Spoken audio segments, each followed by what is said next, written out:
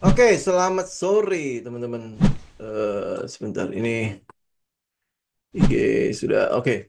Em, Kenapa ini begini? Ya, oke. Ya, selamat sore teman-teman. Kita mulai ya market review kita. Ini hari Senin, tanggal berapa hari ini? Tanggal 6 Januari 2025. Ya, ini sudah seminggu aja ya indeks ya.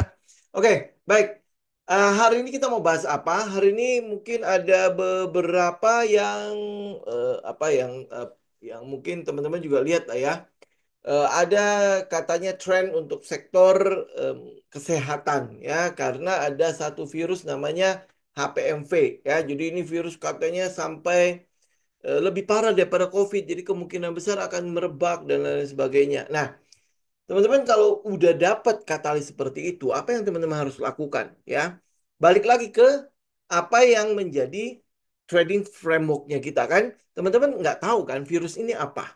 Ya, jadi jangan bertindak dulu sebelum lu tahu apa yang sedang lu beli nih. Oh, ini gara-gara ada virus ini, pokoknya gua hajar dulu lah. Kimia Farma, gua hajar dulu lah si Ira, gua hajar dulu lah semua sektor-sektor yang berkaitan dengan kesehatan, ya. Nah, habis itu nanti urusan belakangan baru analisa gitu. Itu jelas kita kita melakukan hal yang salah kan? Yang perlu kita lakukan apa? Berhenti dulu. Kalau memang ada tren seperti itu, kalau memang ada katalis seperti itu, ayo kita analisa dulu, kita flashback dulu. Ini sebenarnya virus apa sih? Ya, nah kalau teman-teman lihat ya virusnya ya. Ini saya mencoba untuk ini sekarang saya pakai chat GPT aja karena jauh lebih gampang. Kita nggak perlu harus men-search sampai kemana-mana ya. Yang penting promptnya itu teman-teman kasih yang benar, udah selesai ya. Nah, HMPV itu apa? HMPV itu adalah sebuah virus yang menyebabkan infeksi saluran pernapasan. Gejalanya mirip mirip flu seperti batuk, demam, hidung tersumbat, sesak nafas ya ya itu kayak ini sama seperti apa ya COVID gitu kan. Wah, jadi teman-teman langsung membayangkan trauma COVID itu akan terjadi pada kali ini lagi gitu kan. Oke. Nah, tapi kalau teman-teman lihat virus ini ternyata pertama kali diidentifikasi itu tahun 2001. Jadi artinya virus ini sudah berumur 25 tahun. Itu kan beda sama COVID. Ya, COVID itu adalah sebuah varian baru yang mana di dunia kedokteran kita nggak tahu bagaimana cara menghandle virus itu. Nah, ini udah 25 tahun usia virusnya dan kita sudah tahu bagaimana menghandlenya. Akan berbeda kalau seandainya HMPV ini itu terjadi pada tahun 2001. Nah, itu adalah sebuah tren yang mungkin akan berkaitan dengan sektor kesehatan gitu ya. Sama kayak COVID lah. COVID, oh ini berarti akan jadi sebuah tren yang berkaitan dengan kesehatan. Oke.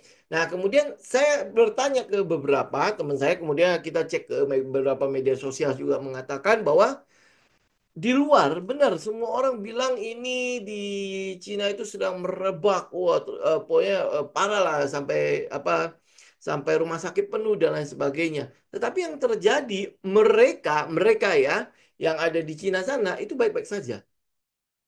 Ya, maksudnya ya di rumah sakit pun ada ya. Saya sempat share kan ya medsos yang memperlihatkan bahwa mereka sampai berkunjung ke rumah sakit kan memperlihatkan kepada kita bahwa rumah sakit kosong kok gitu. Nah, kita nggak tahu gitu loh. Ini yang di shoot, yang kemarin yang dimasukin ke dalam media sosial itu tahun berapa punya? Jangan-jangan waktu zamannya si COVID dia ulangin lagi, cuman untuk mendapatkan like, untuk mendapatkan traffic ya, sehingga ya mereka apa bisa bisa aja mengeluarkan video-video seperti itu gitu kan. Nah, artinya ada sesuatu yang kita nggak tahu di situ. Nah, kalau ada sesuatu yang tidak tahu kita butuh mencari tahu dulu. Nah, baru kita melakukan tindakan. Ya, ini jadi teman-teman tidak terjebak di situ. Nanti kita lihat di teknikalnya. Teknikal teman-teman juga akan lihat bahwa di akhir 2023, di awal 2024 itu kejadian kayak gini ternyata. Ya, oke. Nah, apakah HMPV berbahaya? Bagi kebanyakan orang, HMPV itu menyebabkan gejala ringan yang sembuh sendiri dalam 2 sampai 5 hari. Ya, nah teman-teman pasti membayangkan trauma COVID kan? Ya, trauma COVID waktu itu ada Menteri Kesehatan juga mengatakan kepada kita bahwa itu nanti juga akan sembuh sendiri. Oh, kita negara tropis ya. Nah, sehingga wah ini jangan jangan dipercaya. Tetapi masalahnya adalah ya konteksnya teman-teman lihat tuh ya konteksnya. Waktu COVID kita nggak tahu varian apa ini.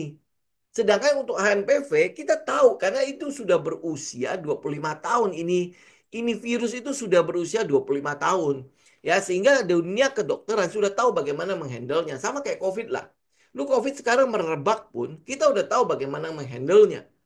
Ya kan? Benar kan? Karena usia COVID itu ya sudah masuk tahun kelima ini ya.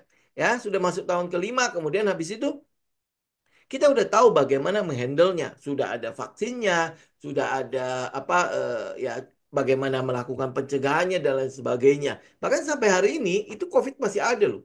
Kemarin teman saya satu keluarga masih kena dan diisolasi. Wis selesai gitu loh ya.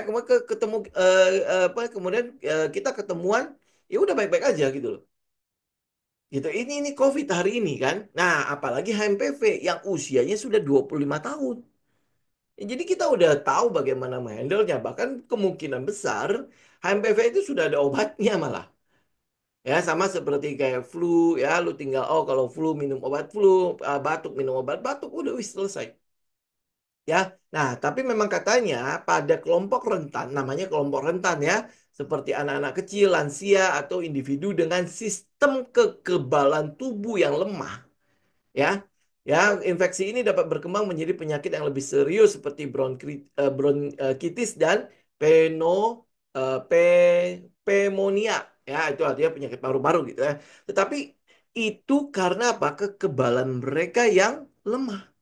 Ya kalau misalnya udah ya biasa aja. Sama sebenarnya waktu COVID juga. Mereka yang punya kekebalan tubuh yang tinggi, mereka yang sering berolahraga ya dan lain sebagainya, yang punya itu apa yang namanya ya? Aduh, saya lupa istilahnya ya. Pokoknya teman-teman mungkin lihat ya, saturasi oksigennya mungkin rendah, tetapi dia baik-baik aja. Ya, itu namanya apa gitu. Kalau teman-teman ada yang kedokteran di sini kasih tahu saya ya. Itu apa namanya ya? Pokoknya dia memang olahraga bagus ya sehingga walaupun mungkin pompa jantungnya lemah sekalipun ya oksigen dalam tubuhnya masih cukup bisa menghandle keadaan itu waktu saturasi oksigennya turun gitu ya. Ya. Nah, jadi artinya apa? HMPV tidak berbahaya. Kalau HMPV tidak berbahaya, ngapain gue borong sektor kesehatan? Sektor kesehatan naik. Oke, nanti kita lihat teknikal ya. Ya, lu bilang tidak berbahaya, tapi sektor kesehatan naik. Nah, ini yang sering kali, ya itulah retail kan. Yang penting naik, udah naik itu berarti sedang uptrend, gitu ya. Ya, nah itulah makanya kalau kalau kita bilang katalisnya itu nggak membuat eh, perubahan pada life cycle perusahaan.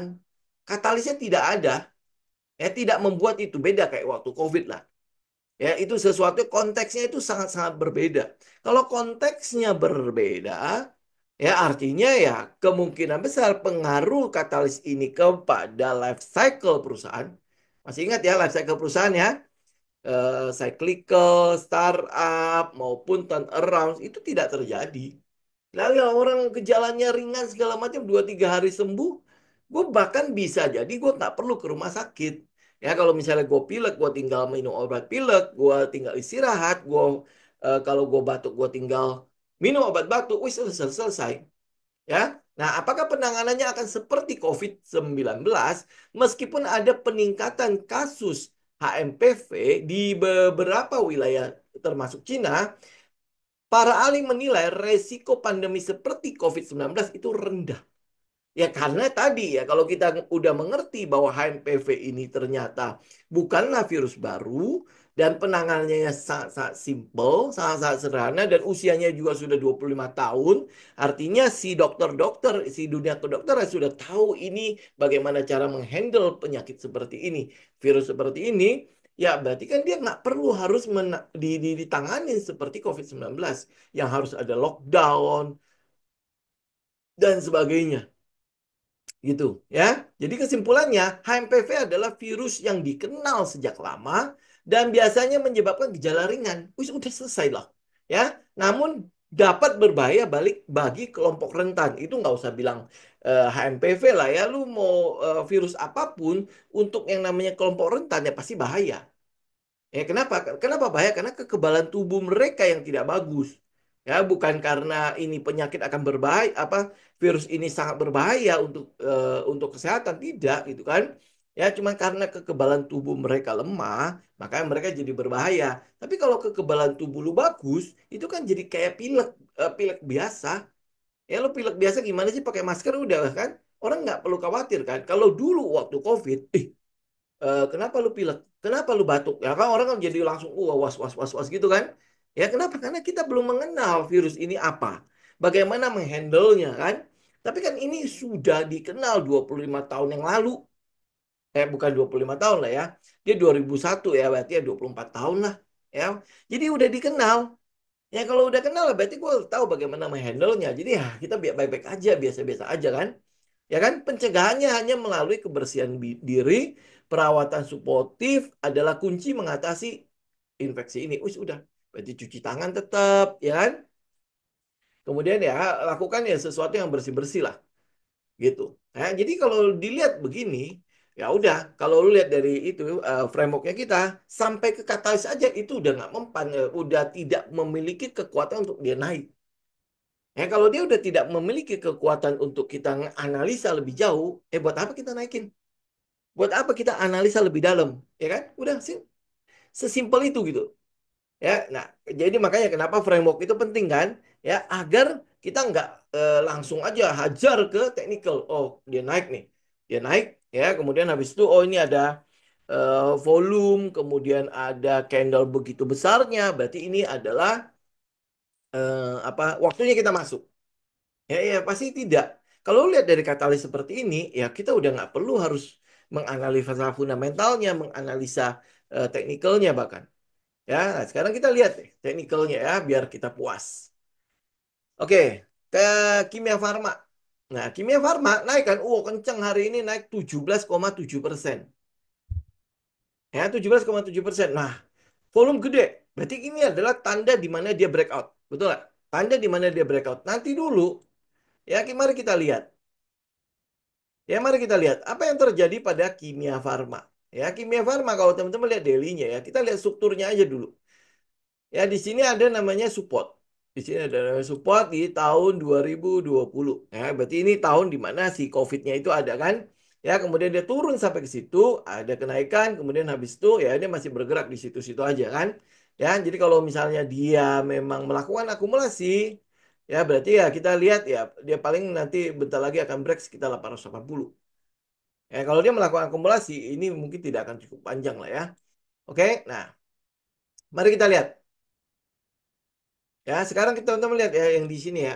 Saya nggak tahu IG bisa kelihatan semua nggak ya. Ini adalah kejadian teknikal ya. Teknikal di 2023 akhir dan awal 2024. Teman-teman lihat. Ini ya, 2023 akhir dan 2023 2023 akhir dan 2024 awal. Ya, jadi tanggal berapa dia mulai naik? 4 Desember dia mulai naik. Kemudian habis itu terakhir tanggal 20 Desember kemudian habis itu dia mulai turun lagi. Oke, ya. Nah, teman-teman lihat apa yang menyebabkan kenaikan pada ini? Ya, mari kita cek ya. Ada beberapa penyebab kenaikan pada kimia farma pada saat itu. Jadi pada periode akhir 2023 hingga Januari 2024, kalau teman-teman cek, itu cuma ada fenomena Santa Claus Rally, spekulasi investor, rekomendasi taking profit. Ya, kenapa ya? Karena di Desember kan, ya dia naiknya sampai ke 20 sampai ke 20 Desember itu adalah kenaikan paling tinggi. Jadi direkomendasikan oleh beberapa analis untuk profit taking. Wis udah kan? Nah, kita mau cari ini sebenarnya ada kejadian nggak berhubungan dengan kesehatan. Nah, pada 2002, akhir 2023 hingga awal 2024 ada beberapa kejadian. Pertama adalah peningkatan kasus DBD. Ya, karena itu adalah musim hujan ya. Musim hujan yang harusnya peningkatan kasus DBD itu terjadi pada menjelang pancaroba kan harusnya kan. Ya, tapi ini teman-teman bisa lihat minggu ke-22 ini. 2024 ini tapi ya. Nah, ini ya. Jadi terjadi lonjakan kasus HMPV juga. Ya, di mana nih? Jadi di Malaysia di 2023 ada peningkatan kasus HMPV 45%. Jadi menjadi sekitar eh, 225 225 tambah 45% berapa ya? Ya, kita anggaplah 50% tambah 100%, jadi sekitar 325 ya. Menjadi 324 pada 2024. Udah gitu aja. Ini HMPV pada akhir 2023 sampai ke 2024 ya. Nah, kalau teman-teman membaca ini ya, dan kalau teman-teman korek-korek lagi ya, teman-teman bisa lihat katalisnya lah, mau research lebih dalam lagi ke dalamnya. Ternyata HMPV itu memang adalah penyakit musiman, di mana setiap musim hujan, ya kalian dulu tahu lah ya, flu pilek itu datang kapan? Pada saat musim hujan atau musim dingin itu terjadi seperti itu. Nah, jadi ya berarti ini setiap tahun lu akan melihat kejadian-kejadian ini mungkin akan berulang lagi. Ya, jadi ini tahun lalu seperti itu. Ya, atau mungkin ada kejadian lain yang teman-teman mengerti ya, atau teman-teman mungkin masih ingat ya, tetapi ini jelas bukanlah sebuah ini ya, sebuah pergerakan bahwa ini akan uptrend. Ya, dan kita lihat memang iya, akhirnya dia turun lagi kan. Berarti ini cuma profit taking biasa. Ya, dia udah turun lumayan jauh ya, kemudian habis itu dia berharap oh, kelihatannya kalau misalnya gue naikin daerah sini, orang-orang akan berpikir bahwa ini adalah daerah demand, ya, daerah demand, dan mereka akan ikutan. Ya, mereka akan ikutan. Sehingga kalau gue gerakkan di situ, ini kalau kita bilang gajah ya, kalau saya menggerakkan harga di situ, itu pasti banyak ikut. Dan terbukti memang sangat-sangat tinggi volumenya. Ya, kenaikan yang tiba-tiba, dan ini akhirnya menjadi kenaikan yang 90 derajat kan. Mana, mana, mana, mana. Kenaikan yang 90 derajat kan. Nah, kalau dia kenaikan 90 derajat, apa kita ikut? Ya, pasti enggak. Ya, tetapi kalau teman-teman swing trading, ya mungkin teman-teman bisa ikut daerah sini. Nah, dia kan pas dia pullback ya. Pas dia pullback terus dia naik. Nah, tapi masalahnya adalah kalau teman-teman lihat kembali ke trading frameworknya kita, katalisnya nggak ketemu. Ya kalau katalis nggak ketemu, ya gong mungkin nggak ikut. Nah, sama halnya dengan balik lagi ke daerah sini. Dia naik 17%. Ya, dia naik 17%. Nah, sekarang pertanyaan saya, katalisnya ketemu nggak? Nggak ketemu kan? Nah, kalau dia nggak ketemu, gimana kita mau ikut di sini? Ya, karena kalau ya balik lagi ke konsistensi kita ya ke framework ya. Kita kan butuhnya adalah katalis ya, katalis. Nah, katalis ini itu harusnya mempengaruhi life cycle dari perusahaan.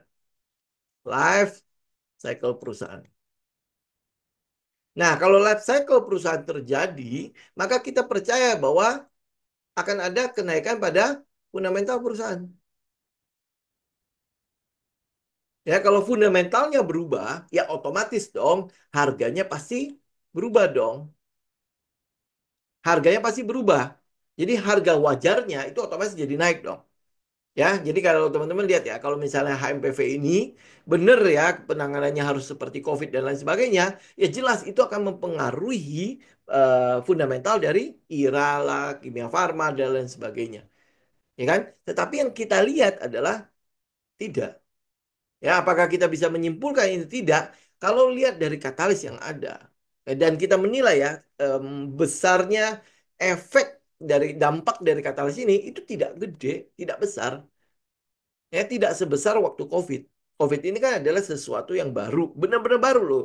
Dunia kedokteran tidak mengenal virus ini, sehingga dibutuhkan waktu yang sedikit ya untuk ngebut gitu loh. Ini virus apa? Bagaimana melakukan pencegahannya? Gitu ya. Nah, sedangkan HMPV itu sudah berusia 24 tahun. Jadi ya kalau kalau dibilang virus ini ya sudah tahu. Nah, kalau sudah tahu berarti kan udah tahu bagaimana menghandlenya. Kalau udah tahu bagaimana menghandlenya, ya jelas sektor kesehatan mungkin tidak akan mendapatkan efek atau dampak sebesar waktu COVID. Nah, kalau katalisnya tidak berdampak besar, ya life cycle dari perusahaannya pasti tidak akan bergerak. Betul nggak? Ya, ini artinya cuman musiman, cuman seasonal.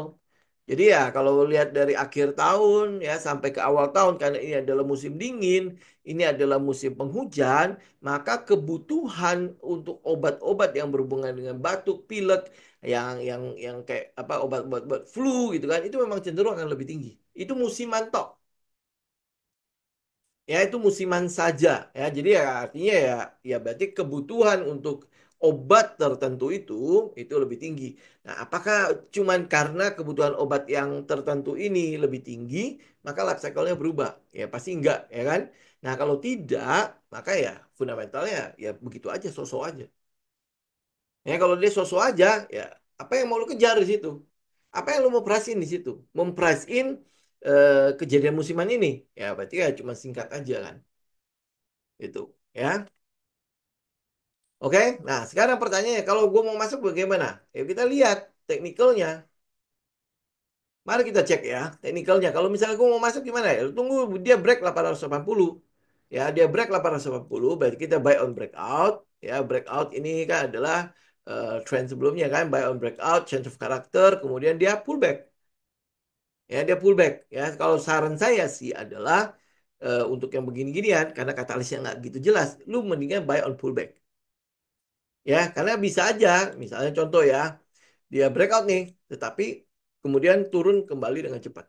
Jadi kayak false breakout jadinya. Cuma ngambil likuiditas kemudian habis itu kembali turun. Jadi kalau kalau katalisnya seperti ini, saya lebih sarankan adalah misalnya dia break nih 880, teman-teman ngambil pada saat dia pullback. Kalau dia nggak pullback, ya udah nggak usah. Itu hanya untuk swing doang ya. Ya siapa tahu dia bisa mengulangi kayak gini gitu kan. Lu cuma mau ngambil-ngambil jatah-jatah dikit-dikit gitu loh ya. Ya. Oke, nah kayak gini kejadian ini, kalau teman-teman ada di apa itu namanya bandarmologi, lu cek deh, ya lu cek deh, lu pasti akan bisa mengenali bahwa oh ini bandarnya cuma yang ece-ece gitu ya, yang bukanlah sebuah bandar yang memang akan membuat si harganya sustain atau stabil naik gitu. Memang ada sesuatu yang dikejar, yang di price in oleh si gajah-gajah itu ya jadi ya cuman ya begitu-gitulah dia memanfaatkan kejadian-kejadian kayak ya kayak HMPV di blow up gitu kan biar dia apa biar dia bisa taking profit gitu biar dia bisa keluar dari saham ini mungkin dia mau pindah ke tempat lain gitu ya siapa tahu gitu kan ya paling cuma begitu aja jadi kalau misalnya analisa saya kalau teman-teman bilang oh kita boleh ikut nggak ya lu ikut aja oke ya tapi itu cuma buat swing doang ya cuma buat swing. Nah, saran saya adalah tunggu dia benar-benar break. Jadi kalau dia break 880 itu berarti akan terjadi namanya change of character. Ya, karakter yang tadinya ini kan turun ya, downtrend ya, kemudian dia sideways ya, berubah menjadi uptrend lah ya. Jadi dia harus break dulu dari sini. Ini break ya, ini breakout ya, breakout. Saya tidak menyarankan teman-teman buy on breakout untuk kasus ini. Ya kenapa? Karena katalisnya memang ya begitu-gitu aja gitu loh. Nggak kuat gitu loh. Ini cuman katalis buat mendorong para retail itu untuk bertindak. Ya, padahal kalau kalau lu analisa lebih jauh kan nggak ada apa-apa kan? Bener nggak? Nggak ada apa-apa di dalam situ. Ya, cuman orang-orang kan masih teringat dengan COVID, jadi ini trauma gitu. Oh ini, waduh, ini kalau gua nggak ikutan lagi, oh, gua ketinggalan nih, gua bego nih ya. Ya, makanya mereka ikutan. Gitu. Tapi ini kita ngomongin kasus HMPV lo ya.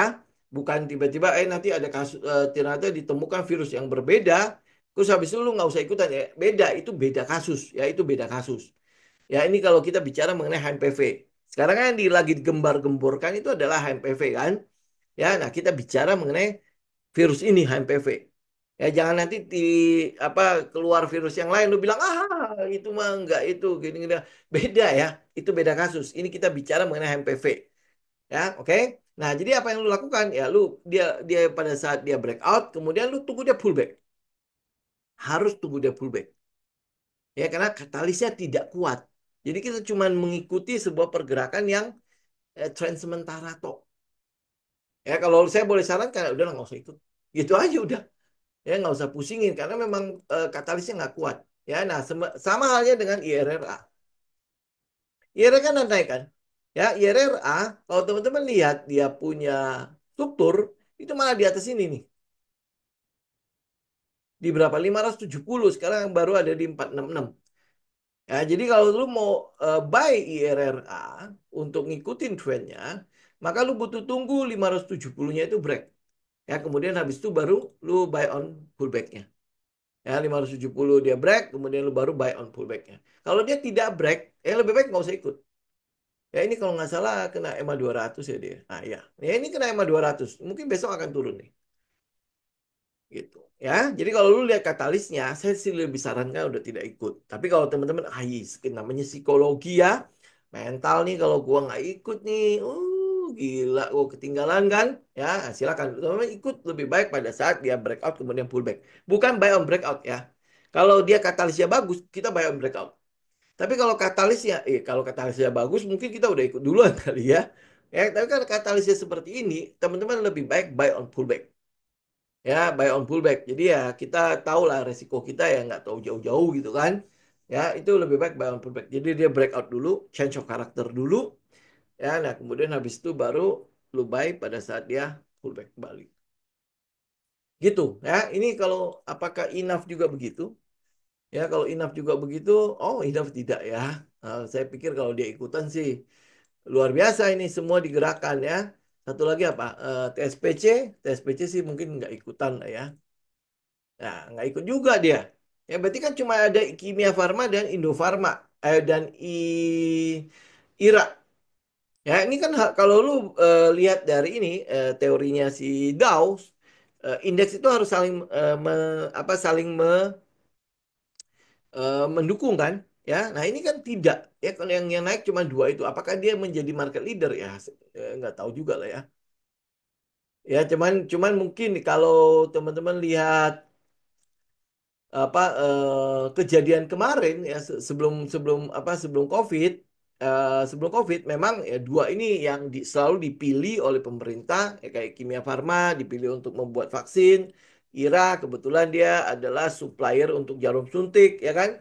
Kemudian habis itu apa sih namanya alat swab itu adalah IRA kan. Memang teknologi dia kebetulan dia ada kan. Nah, habis itu yang bergerak. Ya, tapi kalau lihat dari sektor kesehatannya sendiri itu sebenarnya tidak ada pergerakan loh. Ini jelas ini sektornya ya. Ini jelas turun ya. Ya ini jelas turun ya. Ini kalau dia nggak turun ya kalau dia mau change of character berarti dia harus break di sini. Tapi kayak ini kan kita tidak lihat ya.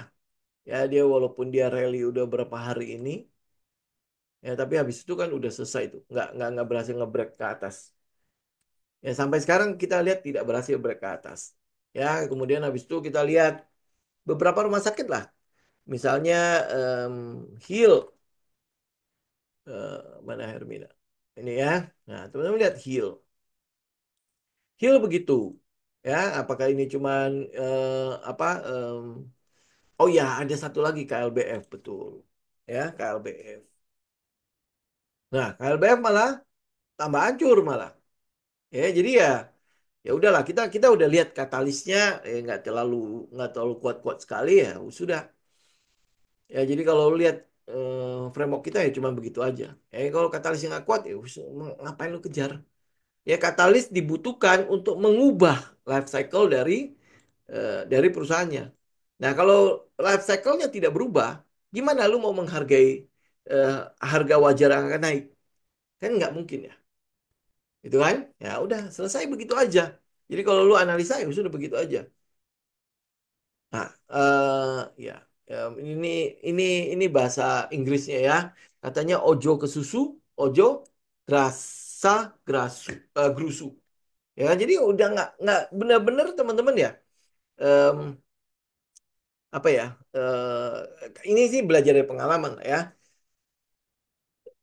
Pengalaman hidup maupun pengalaman teman-teman trading, lu lihat sebuah trend. Ya, jangan karena harganya naik. Ya, jangan karena wah dia dibuka di mana-mana, maka gue harus buka juga bisnis yang sama. Ya, nah lu mesti lihat dulu gitu, lu mesti lihat dulu masih ada potensi nggak? Kalau kalau gue ikut di dalam situ masih ada potensi cuan nggak? Ada nggak potensinya? Berarti kan gue harus duduk diam dulu kan, menganalisa. Kalau bisnis lu harus bikin bisnis plan dulu, gue analisa. Ya jadi nggak bisa. Misalnya kalau lu lihat Misway buka di mana-mana, gue harus buka Misway. Sekarang ada Tian Lala lah, ada WeDrink lah, atau apalagi lah ya. Ya lu lihat di mana-mana tuh ada. Nah, kalau lu lihat di mana-mana ada, apakah lu tergerak juga untuk buka? Apakah ini adalah waktunya untuk gue buka atau itu sebenarnya waktunya profit taking gitu. Nah, sama halnya dengan lu lihat kayak Indofarma, Kimia Farma, IRA ya kan karena naik karena HMPV.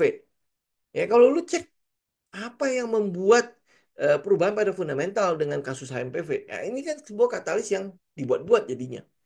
Ya ditakut-takutin agar lu orang ikut dah, ayo ikut, ayo ikut. Nah, setelah lu ikut apa yang terjadi? Ya akhirnya lu bisa aja ya udah nyangkut di pucuk. Sedangkan mereka si gajah-gajah itu memang tujuannya untuk keluar atau memang ada tujuan dari si gajah-gajah itu untuk memanfaatkan si tren ini untuk ya oke lah ini mumpung pasar lagi sepi-sepinya ini gerakan dikit lah kita mau si cuan kan ada biaya operasional dan lain sebagainya ini kesempatan nih jadi HMPV di blow up kemudian habis itu dijadikan sebuah tren ya kemudian habis itu wah orang-orang pada bilang ini adalah tren kalau kita lihat kan enggak. Ya, jadi ya udah kita nggak ngapain harus terjebak dari situ, gitu. Ya, oke. Nah, udah clear ya itu ya. Em, oke.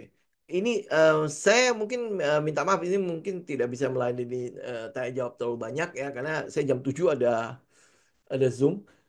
Em, oke ya ini mungkin nanti hari Rabu ya. Hari Rabu kan besok itu memang kita bisa pakai buat tanya jawab ya. Oke, nah ini ngomongin si JPFA dulu. Nah, oke. Ya, JPFA kita tahu ya, katalisnya itu adalah berhubungan dengan makan siang gratis. Dan ini udah dimulai hari ini. Ya, hari ini resmi dimulai. Jadi ada, saya share kemarin berapa ya? Ada berapa ratus dapur yang sudah disiapkan. Tapi itu masih hampir sebagian besar di daerah Jawa ya. Ya saya nggak tahu daerah-daerah yang lain sudah dimulai belum, tapi harusnya serentak dimulai. Dan budgetnya itu 10.000. Ya dan kita lihat kemasannya cukup bagus ya. Nggak tahu ini awal-awal atau nanti ke depannya juga akan seperti itu. Ya, nah ini udah dimulai. Ya, nah kalau ini udah dimulai 190 ya, 190 dapur 260 provinsi. Itu gimana baginya? Berarti kan ada kota-kota yang tidak dapat ya. Ya, jadi sudah dimulai ya. Kalau sudah dimulai ya udah, kita apa yang kita lihat? Ya kita sekarang menunggu ya pergerakan dari si JPFA kan semua masih sesuai ya, masih clear banget ya. Ini kan dia turun, tapi volumenya kan nggak ada. Ya kalau dia volume nggak ada ya sudah lu teman-teman tahu lah ya. Volume nggak ada, apa yang lu mau lihat? Ini kan adalah sebuah pullback. Jadi kita masih menganggap dia kalau lu lihat weekly nih, dia masih di situ-situ aja. Ya kalau dia masih di situ-situ aja ya sudah lu yang sudah masuk ya sudah tinggal hold aja. Ya sesuaikan dengan trading plan. Gitu aja udah. Ya nggak ada sesuatu yang perlu kita bahas nggak apa sejauh ini juga tidak ada sesuatu yang perlu dikhawatirkan dengan teknikalnya si JPFA. Ya atau mungkin teman-teman ya melihat apa ya kemarin kita bilang Avia ya kita lihat Goto dulu deh. Ya nah Goto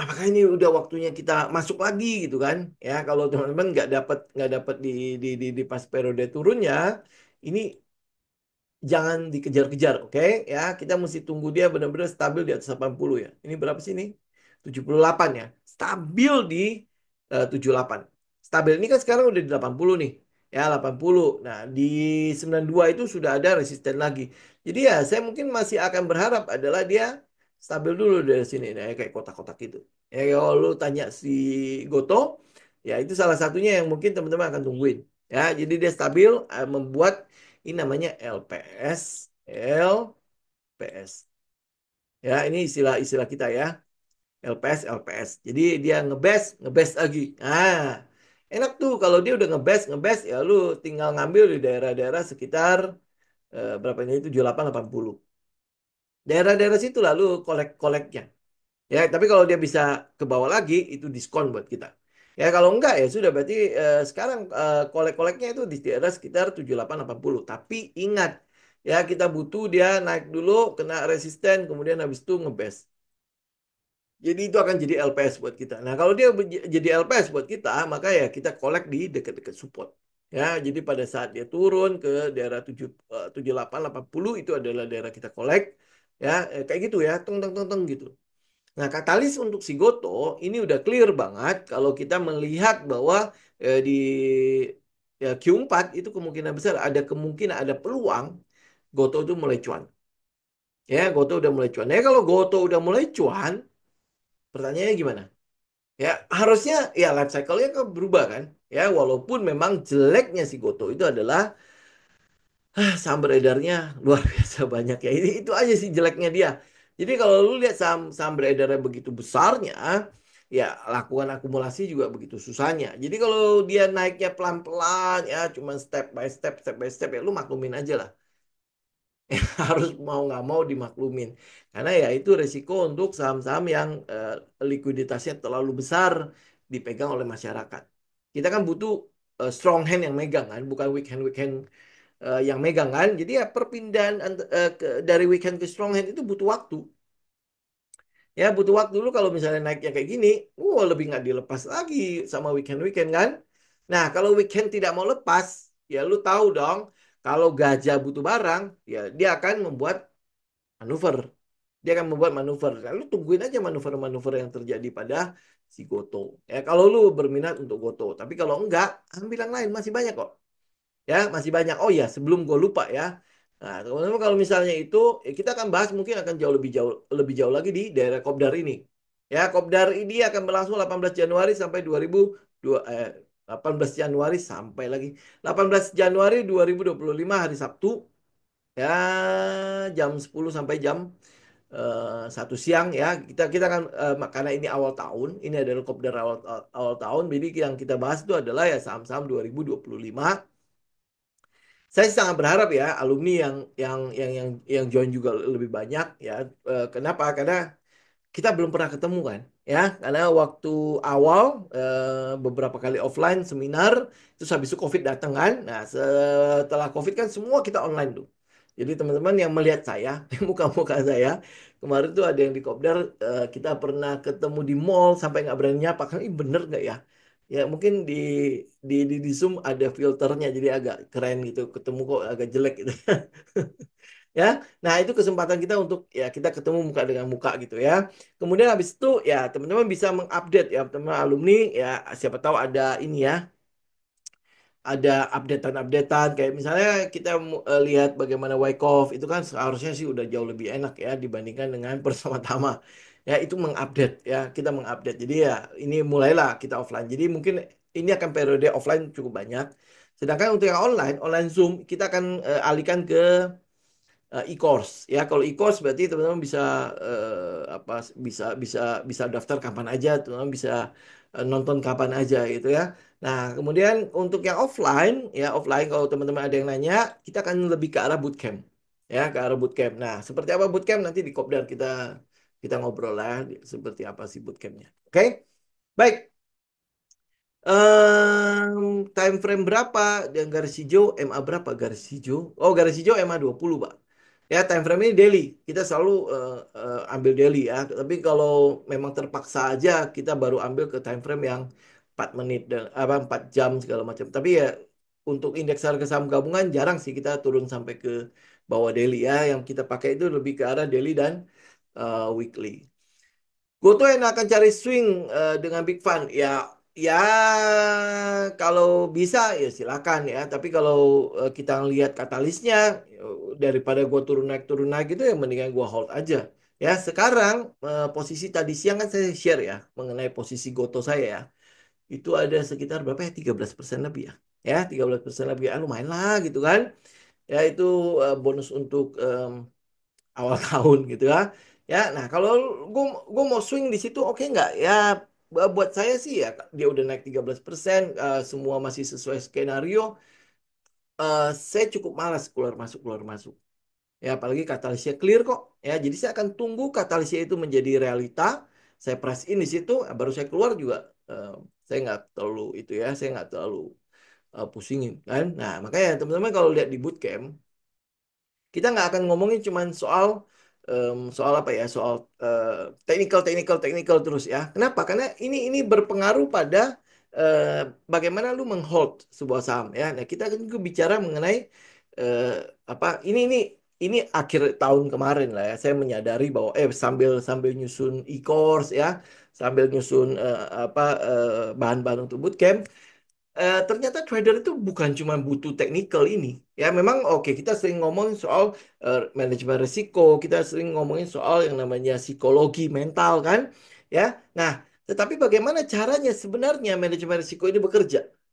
Ya, pertama, sadari atau tidak, kita kan sering ngomong soal uang dingin dan uang panas kan? Ya, apa yang lo harus pakai di dalam trading? Uang dingin kan?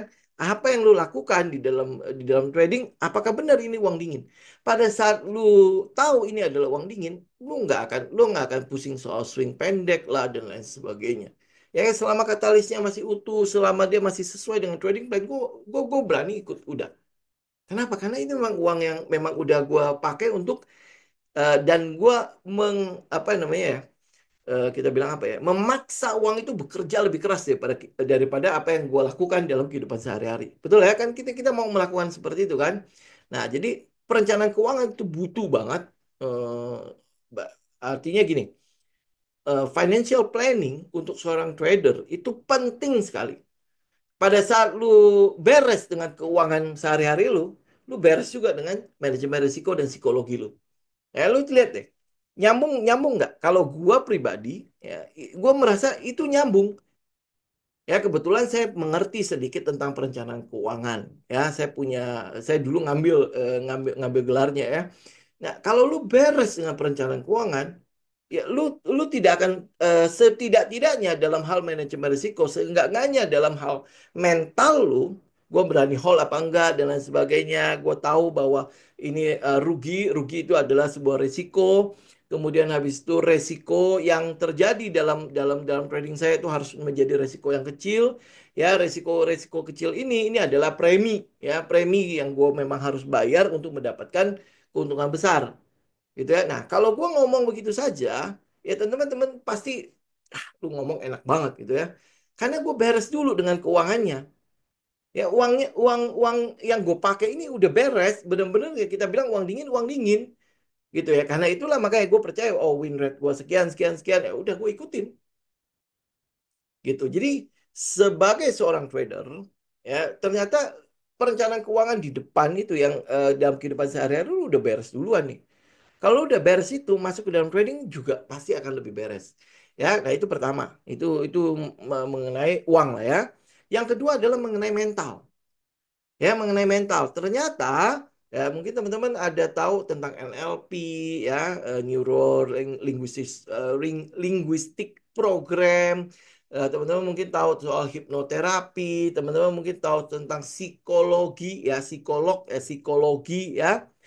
Em, Ternyata itu berefek loh, ya berefek. Jadi kalau lu lu merasa lu sendiri merasa bahwa gua ini bukanlah seseorang yang apa yang gua percaya diri, gua apa ya, gua selesai dengan diri gua, itu berefek loh. Kayak misalnya contoh ya, lu mungkin dalam kehidupan sehari-hari sering mengalami yang namanya gagal ya. Akhirnya lu selalu menyalahkan diri sendiri ya. Nah, di dalam trading lu pasti akan merasakan seperti itu. Saat lu rugi, lu salahkan diri lu. Ya, lu cari kambing hitam ya di mana-mana. Pokoknya ini ini yang membuat gue rugi ini karena ini gitu kan. Pokoknya orang lain yang salah. Gue apa dan pada saat orang lain itu ternyata mampu untuk membela diri, mengatakan ini. Nah, lu merasa bahwa, ternyata benar ya gue yang gagal ya. Nah, gagal itu yang terus lu masukin ke dalam mindset lu, itu ternyata mempengaruhi lu ya selama lu trading. Ya, jadi akhirnya trading gua kayaknya gagal-gagal terus ya. Ya padahal sebenarnya nggak gagal gitu loh, nggak gagal. Cuma lu merasa bahwa kalau gue rugi dikit gue gagal gitu. Gue rugi dikit gue gagal gitu. Nah rugi beberapa kali yang dikit-dikit itu membuat lu wah nggak bisa nih. Ya lu langsung down ya, down. Akhirnya balas dendam, peng langsung rugi gede. Ya dan lu apa ya mereka bilang ya, manifestasi yang lu lihat pada realita lu, ya itu sama seperti apa yang lu kirim dari dalam lu. Kalau dalam lu itu bilang gagal terus, ya realitanya lu lu akan mengalami hal seperti itu. Nah, ini awalnya juga saya tidak terlalu percaya gitu ya dengan begituan ya. Tetapi kalau lihat dari pengalaman ya, ini kok kelihatannya ada ya hubungannya ya. Sebenarnya kan teman-teman juga sering-sering mendengar ya bahwa kalau lu merubah dalam lu, merubah cara pandang lu, maka dunia itu sebenarnya dunia akan berubah seiring dengan lu merubah diri lu. Ya, paham ya? Lu melihat dunia itu jadi berbeda. Ya, contoh misalnya yang sering saya bilang ya, lu kan mungkin sering mendengar soal rumput tetangga lebih hijau kan? Ya, saya sering kali membalik itu kan. Coba lu lihat rumput lu dari rumah tetangga. Ya, rumput lu juga dilihat oleh tetangga itu hijau gitu. Jadi kalau misalnya tetangga melihat lu enak, kenapa lu masih tidak puas sama diri lu? Ya, ya kayak gitu ya. Itu sesuatu yang simpel sekali ya, simpel banget. Ya, tetapi itu berefek loh ya di dalam trading kita. Ya lu coba lihat deh. Nah, em, yang kayak gitu-gitu, saya pengen sekali masukin ke dalam bootcamp. Ya, jadi ya eh, kita selesaikan dulu nih orangnya. Ya bukan marketnya. Marketnya mah nggak kenapa-napa. Teman-teman masih ingat kan, market tidak pernah salah. Jadi apa? Orangnya nih, yang trading ini nih. Ya, trader-trader ini nih. Lu kalau misalnya beres diri lu akan lihat market itu dalam perspektif yang ya udah gitu aja. Market ya market, gitu kan? Yang perlu melakukan adjustment itu gua. Yang perlu melakukan adjustment itu gua. Saya gitu ya, trader. Ya kan? Kenapa dia begini? Oh, berarti ada metode saya yang perlu dilakukan adjustment. Ya, paham ya? Jadi kitanya loh, kita menerima tanggung jawab itu, kita mau bertumbuh apa enggak, kita menerima tanggung jawab itu untuk berubah. Gitu. Kalau lu nggak mengambil tanggung jawab itu, ya ya selamanya lu akan menjadi trader-trader yang cuman market nih, market tidak mengizinkan gua. Market begini, ini contoh misalnya, oh market mah sepi banget. Wah sekarang mah Amerika the best gitu. Maka kita harus pindah ke pasar Amerika. Apakah lu yakin setelah lu pindah ke pasar Amerika, lu akan berjaya di situ? Ya, kalau enggak, apa yang salah? Ya, tadinya kan lu bilang market Indonesia, wah udah ditinggal. Nah, lu pindah ke Amerika, market di situ kan bagus nih kata lu kan. Nah, apakah lu berjaya? Apakah lu benar berhasil di situ? Nah, kalau enggak, salahnya di mana? Salah di marketnya? Ah, ternyata enggak kan? Berarti salah di kitanya. Nah, di sini fungsinya jurnal.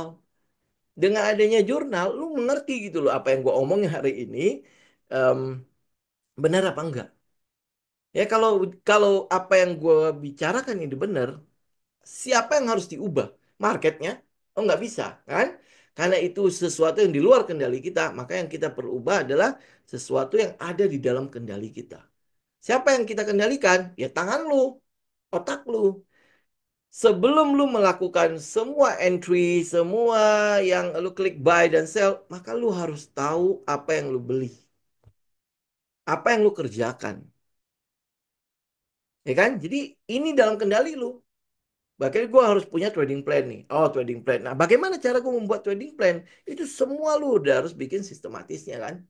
Ya, kalau lu udah punya sistemasinya atau metodenya, maka ya udah lu tinggal konsisten melakukan itu. Gitu nanti di Kopdar ya, kita lihat ya. Em, Kayak tahun lalu nih ya. Tahun lalu average saya itu sekitar 18,7, 70 sekian persen. Harusnya sudah 30% lebih. Harusnya 33. Tapi teman-teman tahu ya, seminggu terakhir sebelum closing, 10 hari terakhir sebelum closing, kita dropnya itu lumayan. Ya, dropnya itu lumayan. Wah, pokoknya udahlah di situ. Ya udah ya, jadi average-nya itu sekitar 18. Oke lah, ya, target saya kan sekitar 20 kan ya, plus minus oke lah. Dan itu masih jauh lebih tinggi kan daripada apa pergerakannya si indeks, jauh lebih tinggi daripada deposito ya, deposito yang pernah ditawarkan saya event itu dengan bunga 10% pun saya masih lebih tinggi gitu kan. It's okay ya. Jadi ya udah itu 18 gitu kan. Nah, apakah saya melihat 18 itu kurang? Ya kalau secara manusia pasti kurang lah ya. Pengennya saya 1000%, 2000%. Tapi ini sesuatu yang dalam range yang wajar. Ya, ini total modal saya naik 18,7%. 7 ya, anggap 19% lah ya. Nah, yang saya melihat itu adalah future jangka panjang. Kalau gue melakukan compounding, gue tahu apa itu artinya compounding kan. Maka ya memang di tahun-tahun awal gue kan tidak terlalu melihat itu pergerakan yang tidak akan melihat pergerakan yang besar. Tetapi lo tahu ya, rumus compounding atau grafiknya compounding di awal itu kecil kan. Ya, tetapi di belakangnya itu bisa jadi eksponensial. Ya, yang jadi masalah adalah balik lagi kitanya. Kitanya tidak sanggup menunggu dia eksponensial. Ya, lu lihat Lo Keng Hong, apakah dia langsung dapat 2 triliun? Tidak. Ya, dia mulai awal sekitar 100 jutaan, kemudian habis itu jual rumah dan lain sebagainya. Kalau nggak salah dia mulai 300 jutaan. Ya, hari ini dia udah bisa 1 triliun, itu berapa tahun? Warren Buffett hari ini punya 5.000 triliun rupiah ya dalam bentuk cash. Apakah dia mulai dengan 5.000 triliun? Tidak kan? Ya, dia mulai dengan beberapa US dollar hasil daripada dia mulung kaleng Coca-Cola. Ya, oke. Nah, teman-teman lihat itu kekuatan compounding. Ya, sekarang yang dibutuhkan adalah konsistensi. Ya, konsistensi. Nah, kenapa kita nggak konsisten? Nah, balik lagi kitanya kan, bukan marketnya, bukan metodenya lagi. Itu sebabnya kenapa harus diubah. Yang diubah apa? Marketnya. Kitanya. Ya, oke. Bootcamp itu rencananya itu akan diadakan di April sama di November. Ya, April sama November. Ya, jadi ini ya apa ya kita lihat nanti April. em, Mungkin kita akan pakai VNC itu juga, hotel VNC itu. Jadi kita nginep. Ya, kalau bootcamp itu udah pasti kita nginep. Biasanya orang bikin bootcamp itu kan di puncak ya, di daerah yang dingin, di daerah di Bali dan lain sebagainya. Saya pikir ya nggak sampai ke sana dulu ya nanti lah ya. Mungkin tahun-tahun yang akan datang kita sampai ke sana karena itu pasti biayanya pasti tinggi sekali kan. Saya berharap tidak sampai biaya sampai ke situ. Gitu ya. Bersatu atau satu kesatuan terpisah. Maksudnya apa, Pak? Itu April sama November ya udah pasti sama Pak. Itu namanya cuman jadwal doang bootcamp. Kalau teman-teman mau ikut lagi ya silakan kan. Alumni selalu tinggal research gratis kan. Cuma kalau offline lu nggak bisa gratis ya lu mesti bayar akomodasinya. Itu aja. Kalau apa ya kalau kelas-kelas yang kita adakan selalu begitu kan. Untuk alumni itu free research kalau online. Kalau online kan kita nggak ngapa-ngapain, cuman kasih link Zoom doang. Tapi kalau offline ya nggak bisa lagi free. Lu harus free tetap, cuman lu mesti bayar akomodasinya.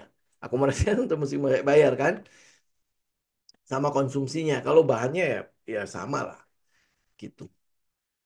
Ya, oke.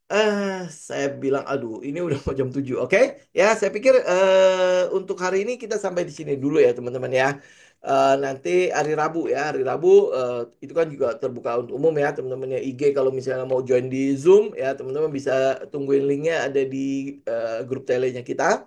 Ya kalau teman-teman mau di live di IG juga ya silakan ya. Oke, nah sekali lagi jangan lupa ya tanggal 18 Januari ya 18 Januari ini kita kopdar.